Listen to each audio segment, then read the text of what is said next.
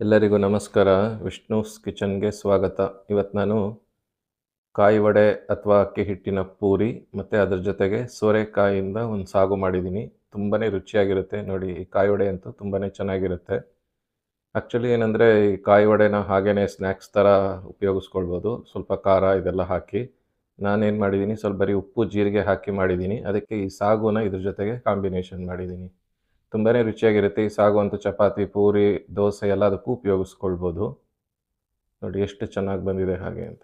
ಇದ್ರ ಜೊತೆಗಂತೂ ತುಂಬಾ ರುಚಿಯಾಗಿತ್ತು. ಅದಕ್ಕೆ ಈ ರೆಸಿಪಿನ ಶೇರ್ ಮಾಡ್ಕೊಳ್ತಾ ಇದ್ದೀನಿ. ಮೊದಲು ಈ ಕಾಯಿ ವಡೆ ಮಾಡೋಕ್ಕೆ ಒಂದು ಮಿಕ್ಸರ್ ಜಾರ್ ತೊಗೊಳ್ಳೋಣ. ಇದಕ್ಕೆ 1 ಕಪ್ಪಷ್ಟು ಕಾಯಿ ತುರಿ, ತೆಂಗಿನಕಾಯಿ ತುರಿ ಸೇರಿಸ್ಕೊಳ್ಳೋಣ, ಹಸಿ ಕಾಯಿ ತುರಿ. ಮತ್ತು ಅದ್ರ ಜೊತೆಗೆ 1 ಟೇಬಲ್ ಸ್ಪೂನ್ ಜೀರಿಗೆನೂ ಸೇರಿಸ್ಕೊಳ್ಳೋಣ. ಒಂದು ಸ್ವಲ್ಪ ಉಪ್ಪು ಸೇರಿಸ್ಬಿಟ್ಟು ಇದನ್ನು ಒಂದು ಸ್ವಲ್ಪ ಹಾಗೇ ರುಬ್ಕೊಂಡು, ಆಮೇಲೆ 1 ಕಪ್ ನೀರು ಸೇರಿಸಿ ನುಣ್ಣಗೆ ರುಬ್ಕೊಳ್ಬೇಕು. ಇದನ್ನು ನೈಸಾಗಿ ಆಗಬೇಕು. ನೋಡಿ, ಈ ಥರ ರುಬ್ಕೊಂಡಂಥ ಈ ಕಾಯಿ ತುರಿ ಮಿಶ್ರಣನ ಒಂದು ಮಿಕ್ಸಿಂಗ್ ಬೌಲ್ಗೆ ಸೇರಿಸ್ಕೊಳ್ಳೋಣ. ಅಂದರೆ ಈ ಕಾಯಿ ವಡೆ, ಅಕ್ಕಿ ವಡೆ ಅಂತ ಕರೀತಾರೆ. ಸ್ನ್ಯಾಕ್ಸ್ ಥರ ಉಪಯೋಗಿಸ್ಕೊಳ್ಳೋ ಅಂಥ ತಿಂಡಿ ಇದು. ನಾನು ಇದನ್ನೇ ಒಂದು ಸ್ವಲ್ಪ ಬದಲಾವಣೆ ಮಾಡಿದ್ದೀನಿ ಅಷ್ಟೆ. ಈಗ ಇದಕ್ಕೆ 2 ಕಪ್ಪಷ್ಟು ಅಕ್ಕಿ ಹಿಟ್ಟನ್ನು ಸೇರಿಸ್ಕೊಳ್ಳೋಣ. ಈ ಥರ 2 ಕಪ್ ಅಕ್ಕಿ ಹಿಟ್ಟು ಸೇರಿಸ್ಬಿಟ್ಟು ಇದನ್ನು ಕೈಯಲ್ಲಿ ಚೆನ್ನಾಗಿ ಬೆರೆಸ್ಕೊಳ್ಳೋಣ. ಆ ರೆಸಿಪಿನೂ ಇನ್ನೊಂದು ಸಲ ನಾನು ಶೇರ್ ಮಾಡ್ಕೊಳ್ತೀನಿ.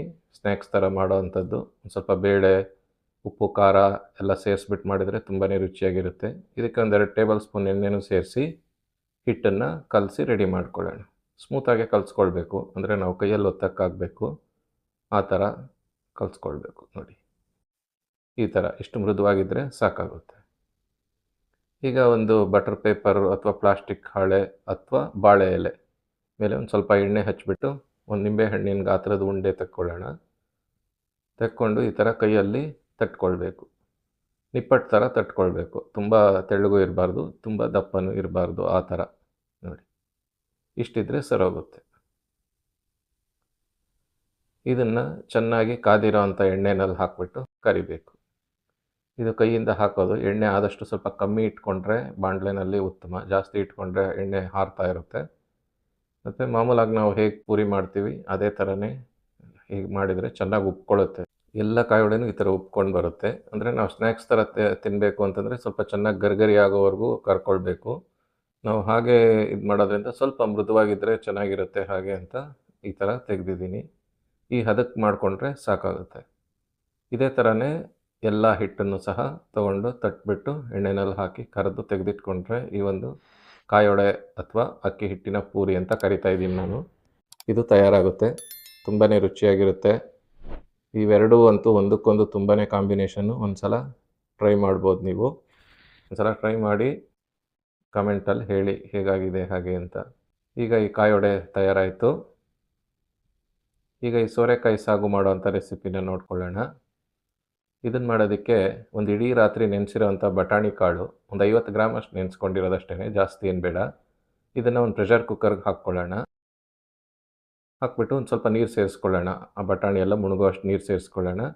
ಹಾಗೆ ಒಂದು 4 ಕಾರಳು ಉಪ್ಪನ್ನು ಸಹ ಸೇರಿಸ್ಕೊಳ್ಳೋಣ. ಇದನ್ನು ಮುಚ್ಚಿ ಒಂದು 2ರಿಂದ 3 ವಿಷಲ್, ಒಂದು 2ರಿಂದ 3 ವಿಷಲ್ ಕೂಗಿಸ್ಕೊಳ್ಳೋಣ. 2ರಿಂದ 3 ವಿಷಲ್ ಕೂಗಿದ ಮೇಲೆ ಇದನ್ನು ಓಪನ್ ಮಾಡಿ ಒಂದು ಸಲ ನೋಡ್ಕೊಂಬಿಡೋಣ ಬಟಾಣಿ ಬೆಂದಿದೆಯಾ ಅಂತ.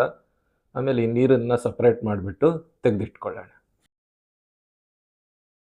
ಈಗ ಒಂದು ಸಣ್ಣ ಪ್ಯಾನ್ ಇಟ್ಕೊಳ್ಳೋಣ. ಅದಕ್ಕೆ 1 ಟೀ ಸ್ಪೂನಷ್ಟು ಎಣ್ಣೆ ಹಾಕ್ಕೊಳ್ಳೋಣ.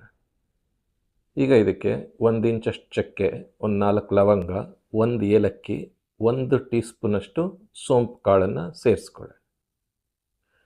ಹಾಗೆ ಅದರ ಜೊತೆಗೇ ಒಂದು 5 ಹಸಿಮೆಣಸಿನ್ಕಾಯಿ ಸೇರಿಸ್ಕೊಳ್ಳೋಣ. ಮತ್ತು 1 ಇಂಚಷ್ಟು ಹಸಿ ಶುಂಠಿನ ಸೇರಿಸ್ಕೊಳ್ಳೋಣ. ತುಂಬ ಸಿಂಪಲ್ ಈ ಸಾಗು, ಏನು ಜಾಸ್ತಿ ಮಸಾಲೆ ಎಲ್ಲ ಉಪಯೋಗಿಸಿಲ್ಲ. ಇದನ್ನೆಲ್ಲ ಸಣ್ಣೂರಿನಲ್ಲಿ ಚೆನ್ನಾಗಿ ಬಾಡಿಸ್ಕೊಳ್ಳೋಣ.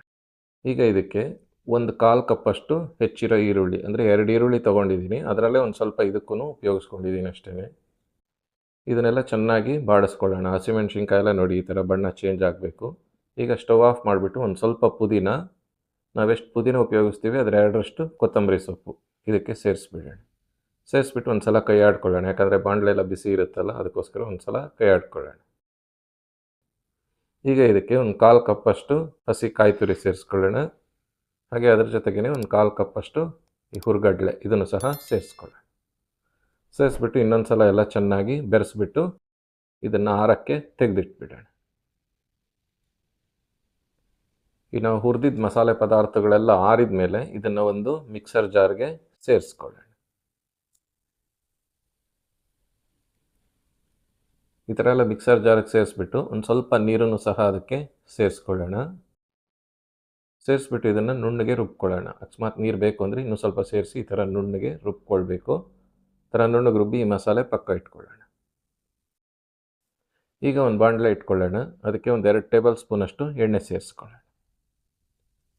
ಎಣ್ಣೆ ಕಾಯ್ತಿದ್ದಂಗೆ ಒಂದು 2 ಈರುಳ್ಳಿ ಹೆಚ್ಚಿರೋದು, ನಾನು ಆವಾಗಲೇ ಹೇಳಿದೆ, ಈ 2 ಈರುಳ್ಳಿನಲ್ಲೇ ಒಂದು ಸ್ವಲ್ಪ ಈರುಳ್ಳಿ ಹುರಿಯೋಕೆ ಹಾಕ್ಕೊಂಡಿರೋದಷ್ಟೇ. ಇದನ್ನು ಎಣ್ಣೆಯಲ್ಲಿ ಚೆನ್ನಾಗಿ ಬಾಡಿಸ್ಕೊಳ್ಳೋಣ. ಒಂದು ಸ್ವಲ್ಪ ಪುಡಿ ಉಪ್ಪನ್ನು ಸೇರಿಸ್ಕೊಂಡು ಬಾಡಿಸ್ಕೊಳ್ಳೋಣ, ಬೇಗ ಈರುಳ್ಳಿ ಬೇಯುತ್ತೆ ಹಾಗೆ ಅಂತ. ಈರುಳ್ಳಿ ಬೇಯೋವರೆಗೂ ಇದನ್ನು ಚೆನ್ನಾಗಿ ಎಣ್ಣೆಯಲ್ಲಿ ಬಾಡಿಸ್ಕೊಳ್ಬೇಕು.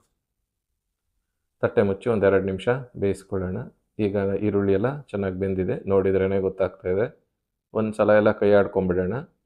ಆಮೇಲೆ ಇದಕ್ಕೆ ಈ ಸೋರೆಕಾಯಿ ಒಂದು ಅರ್ಧ kg ಅಷ್ಟು ಸೋರೆಕಾಯಿನ ಈ ಥರ ಸಣ್ಣದಾಗಿ ಹೆಚ್ಚಿಬಿಟ್ಟು ಸೇರಿಸಿದ್ದೀನಿ. ಎಳೆ ಸೋರೆಕಾಯಿ ತೊಗೊಳ್ಬೇಕು, ಆವಾಗ ತುಂಬ ಚೆನ್ನಾಗಾಗುತ್ತೆ. ಸಿಪ್ಪೆ ತೆಗೆದುಬಿಟ್ಟು, ತಿರುಳೆಲ್ಲ ಏನು ತೆಗೆದಿಲ್ಲ, ಸಿಪ್ಪೆ ತೆಗೆದು ಸಣ್ಣದಾಗಿ ಹೆಚ್ಚಿಬಿಟ್ಟು ಸೇರಿಸ್ಕೊಳ್ತಾ ಇದ್ದೀನಿ. ಈ ಥರ ಎಲ್ಲ ಸೇರಿಸ್ಬಿಟ್ಟು ಇದನ್ನು ಚೆನ್ನಾಗಿ ಕೈ ಆಡಿಕೊಂಡು ಒಂದು 1/4 ಟೀ ಸ್ಪೂನಷ್ಟು ಇಂಗು ಸೇರಿಸ್ಕೊಳ್ಳೋಣ. ಮತ್ತು ರುಚಿಗೆ ತಕ್ಕಷ್ಟು ಉಪ್ಪನ್ನು ಸಹ ಇವಾಗಲೇ ಸೇರಿಸ್ಬಿಡೋಣ. ಸೇರಿಸ್ಬಿಟ್ಟು ಎಲ್ಲ ಚೆನ್ನಾಗಿ ಒಂದು ಸಲ ಬೆರೆಸ್ಬಿಡೋಣ. ಬೆರೆಸ್ಬಿಟ್ಟು ತಟ್ಟೆ ಮುಚ್ಚಿ ಒಂದು 2 ರಿಂದ 3 ನಿಮಿಷ ಸಣ್ಣೂರಿನಲ್ಲಿ ಎಣ್ಣೆಯಲ್ಲಿ ಇದನ್ನು ಬಾಡಿಸ್ಕೊಳ್ಳೋಣ. ಈಗ ಇನ್ನೊಂದು ಸಲ ಎಲ್ಲ ಚೆನ್ನಾಗಿ ಒಂದು ಸ್ವಲ್ಪ ಕೈ ಆಡಿಕೊಂಡು ಒಂದೇ ಒಂದು ಟೊಮೆಟೊ ಈ ಥರ ಹೆಚ್ಚಿಬಿಟ್ಟು ಇದಕ್ಕೆ ಸೇರಿಸ್ಕೊಳ್ಳೋಣ.